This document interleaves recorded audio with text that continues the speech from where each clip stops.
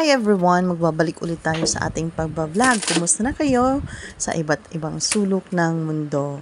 Good afternoon, good morning sa lahat. At ito, gagawa tayo ng adobong kangkong na may kwento-kwento. So ayan, hiwa-hiwain natin ang kangkong. Hinugasan na natin yan syempre para malinis na din. At tingnan din natin baka may mga uod-uod pa. So yan. At hiniwa natin siya ng maliliit para at least kasama yung tangkay. Maganda din yan kasi fiber din siya. Ayan, at hiwa-hiwa muna tayo at konting kwento-kwento habang naghihiwa. Kumusta naman kayo dyan? Hopefully everything is good at continue lang tayo sa hamon ng buhay, no? Balik tayo sa ating mga nakaraan. So, balik tayo sa ating pagiging bata. Ang sarap maging bata. Lalo na yung wala kang iniisip ng mga responsibilidad. Ang iniisip mo lang is maglaro, kasama ang mga kaibigan mo. Minsan sasama pa ang loob mo kasi hindi ka pinapalabas ng nanay mo. Nasa bahay ka lang. Lalo na pag may kapatid ka at wala kayong kasama sa bahay, nakatulong. So, ikaw yung gagawing kasama ng nanay mo magbantay sa kapatid mo. So, yun ang mga experience ko nung panahon na yun. Minsan sumasama loob ko kasi hindi ako makalaro. Kasi lumalabas ako sa bahay, nakasama yung pinsan ko, naglalaro kami. Yung pinsan kong lalaki na syempre, dahil lalaki, ang mga laro namin is pang lalaki. Meron din tagu-taguan, baril-barilan, ano pa ba. Minsan pumupunta kami sa lupa ng lola namin na may mga buko, kapihan, ano pa ba yung basta marami. Minsan nagmukuha kami ng gulay, yung pako, alam nyo ba yun? Yung fern sa English. Ayun, niluluto natin yan, di ba, yung pako. Masarap yun at masustansya din. Ayan, lalo na't pag tag-ulan, at saka yung mushroom. Ano bang tawag sa mushroom sa Tagalog? Nakalimutan ko. Kabute. Yun. So, masaya lang. Kukuha ka, tapos pag uwi mo, tuwang-tuwa ako pag uwi ko may gulay. At yun, minsan ako pang nagluluto. Kasi gustong-gusto ko din magluto nung bata pa ako. Although, syempre, kadalasan nanay ko. Pakonti-konti lang. Naranasan ko din na pumunta sa palayan. Wala kaming palayan. Pero syempre dahil sa curiosity, ang ginagawa ko, yung may mga classmate ako na mayroon silang palayan.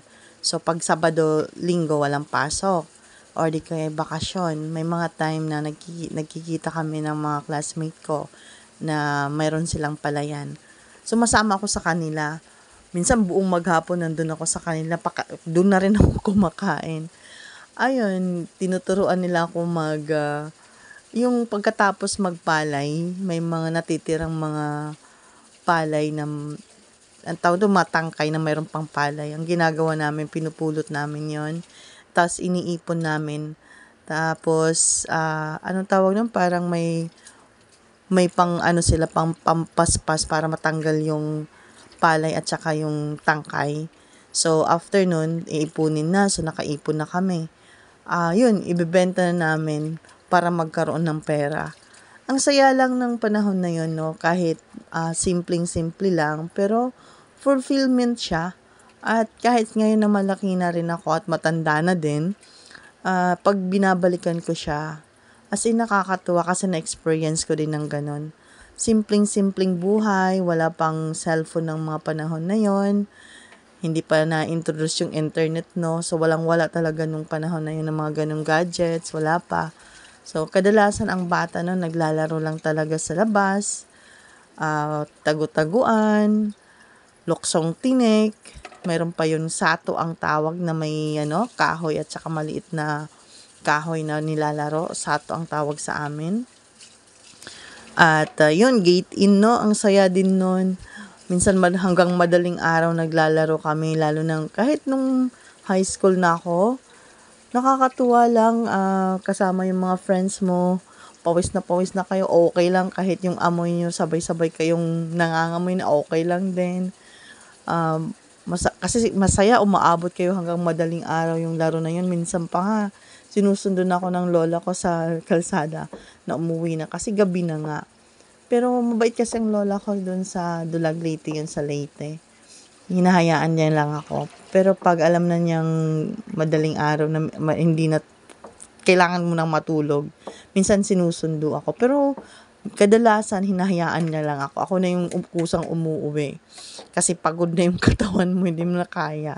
Tsaka antok na. Yun, ang saya lang ng experience na ganong panahon na yun. Ang tagal naman matapos ng aking paghihiwa. Pagpasensyahan nyo na guys. Kasi talagang sinadya ko yan para at least nakakapagkwento ako. Kasi ito naman talaga ang purpose natin. Magkwento. Konting kwento lang. Konting kaalaman.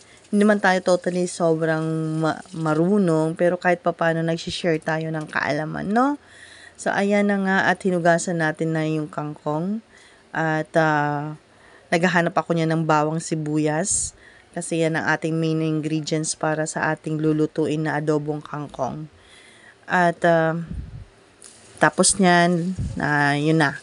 Nugasan ko na yung kamatis, bawang, at sibuyas. Malit lang yung kamatis na nakuha ko kasi yan lang ang mayroon na sa ref na natitira. At hiwa-hiwain lang natin ng konti. Kayo, pag nagigisa kayo, sinasama nyo ba yung mga buto? Ako may time na tinatanggal ko na. Although ang sabi is pag ginisa, okay lang isama yung buto. Pero kung, like example, magsasalad kayo, tanggalin nyo yung buto. Like, di ba kasi minsan hindi na natin niluluto yung kamatis, gagawa tayo ng salad or kung ano pwedeng gawing salad na kasama may kamatis. So, hindi na dapat, yun, kailangan tanggalin yung buto. At yun na nga, at ito na ang ating kawali na nakasalang. So, habang nakasalang siya, kwento muna tayo konti. At meron akong kwento lang na nabasa sa Facebook, nakakalungkot dahil sa sugalano. At least ngayon medyo binan na yung online gaming. So maraming mga nagpro-promote ng mga vlogger at medyo hindi na sila nagpro-promote dahil nga mayroon na tayong batas na pinapatupad at saka pinigilan na din ng, lalo na sa Facebook, yung pagpo-promote ng government. So, kung makikita nyo, ma-observe nyo, wala na masyadong nagpro-promote ng online gambling. At may mga vlogger pa nga na natanggalan ng, ng account dahil doon. Ayan, at balik muna tayo sa ating pagluluto ulit. Sinalang na natin ang ating mantika. At ina-adjust ko pa yan dyan yung camera kasi sabi ko parang hindi pantay yung pagkakaano ng camera. So, konting adjust muna tayo dyan. At hinihintay natin na uminit ang ating oil. So, ayan, after dyan, isasalang natin. Simple lang naman yan. After, isasalang natin ang bawang, sibuyas, at pag naging na siya, golden brown, incorporate na yung aroma niya. So, isasunod na natin din yan ang ating sibuyas na may konting kamatis. Ayan, at nilalagay na natin. Ayun na nga, at hinahalo-halo na natin yung kamatis bawang.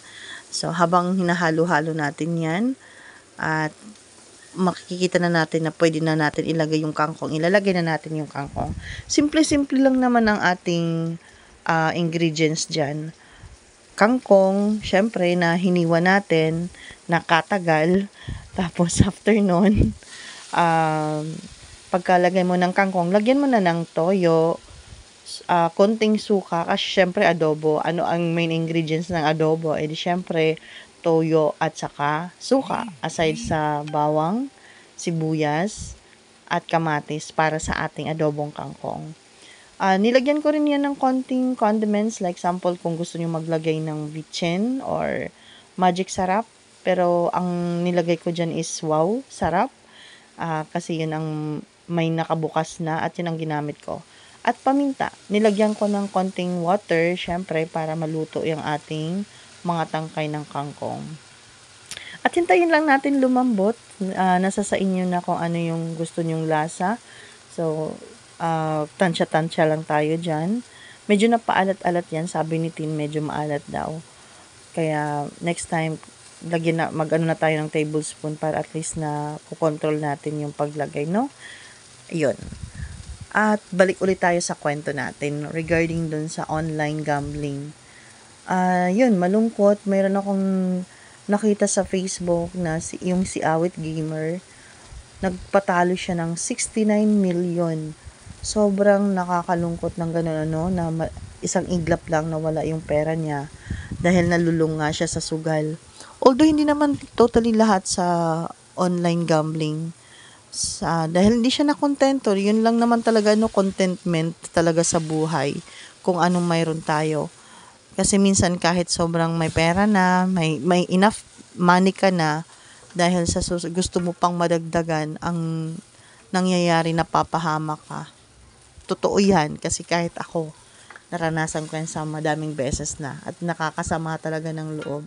Sa huli na ang pagsisisi, ganun talaga. So yan, at nagpatalo nga siya kasi nagpunta din siya sa mga casino, million ang tinatayas niya siguro, kaya ganun kalaki yung natalo niya. Ngayon, asing walang-wala siya. May mga napagkakautangan pa siya sa iba't ibang tao. Mga kasama dyan niya sa hanap buhay, sa pagiging pagbablog. Yun, ang mga nakakilala niya. Ayan, nangutang siya. At nakita ko yung video niya. Nakakalungkot, no? Sobrang nakakalungkot. Pati yung mga property niya, yung sasakyan niya. As in, walang-wala talaga siya sa ngayon. Dahil nga sa nangyari na pagkalulong sa sugal. Kaya as much as possible, iwasan talaga natin yan. Kasi pag na-addict ka talaga dyan, kasi parang mayroon kang tinatawag na eagerness. Kasi ako may time din, na-addict din ako sa mga laro. Pero hindi naman ako nagtataya. As in ano lang, digital game lang. Pero bata pa ako, iniiwasan ko talaga na mag-try. Kasi alam ko, pag gusto ko, maya't maya gagawin ko yun. At ayoko mangyari na gagastos ka dahil doon at maglalabas ka ng pera, tas unti-unti hindi mo namamalayan, as in malaki na pala yung nawawala sa iyo. At yun na nga, mayroon ako diyan konti pala, balik ulit tayo sa ating pagluluto. Mayroon akong konting isda diyan na nilagay. Natira ko yan sa aking nilutong adobong paksiw. Ang hilig ko ngayon sa adobo, no? So ayun, hinalo ko na siya diyan, nasa ref na lang yan para at least makain ko pa. Although masarap ang kangkong na ka-partner is pritong isda. Kaya kung mayroon kayong isda, yan ang masarap i-partner. Ako kasi yan ang nalang ang pinartner ko. Hindi ako bumili ng isda. So, kasi gusto ko lang gulay lang muna. Kasi mga ilang araw na rin kaming kumakain ng karne.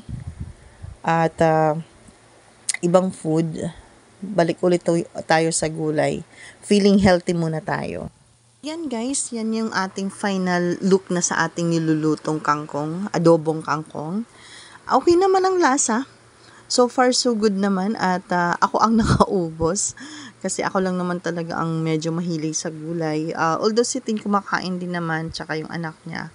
Kasama na din namin ngayon kasi nag-aaral na ng college. Yun. Yan ang ating final touch. At so far so good. So again, ang ating main ingredients dyan, adobong kangkong is bawang, sibuyas, kamatis, at kung gusto nyo din haluan ng pork, giniling, pwede din kasi mayroon mga adobong kangkong na may pork giniling. Nasa sa inyo na yan kung anong ang gusto nyong ihalo para mayroon pang ibang sustansya ang ating niluluto. At saka lagyan din natin ng suka toyo. Kung gusto nyo lagyan ng pampalasa, like example, magic sarap, vichin, ang nilagay ko dyan is wow sarap. Ayun, at hintayin lang natin lumambot after natin igisa at konting water para yung tangkay maluto. Yan ang ating final touch sa ating adobong kangkong at ang ating konting kwento-kwento sa ating pagiging bata pa. At yun, isang malungkot na balita na nalulung sa sugal, si Awit Gamer na nagpatalo ng 69 million pesos medyo malaki-laki na din yun, no? Makakaraos na rin tayo ng ilang taon nun kung tayong mayroon nun. Kung titipirin natin. Yun nga, kasi wala talaga pag nalulung ka sa bisyo, wala. Mayroon talaga't mawawala dyan. Hindi lahat nagsasucceed. Kung mayroon man, swerte-swerte na lang talaga yan. Suntok sa buwan, kumbaga. Kaya iwasan talaga natin, lalong-lalo na pag may anak ka na at pamilyado ka na. Although kumikita minsan ka dyan, pero minsan mas malaki pang talo mo kaysa yung panalo mo. Kaya pero as much as possible, iwasan natin talaga yun. At saka hindi siya maganda rin, no? At yun na guys, ang ating final thoughts sa susunod na ating kwento-kwento. Sabayan niyo ako. Thank you so much for watching and have a good day.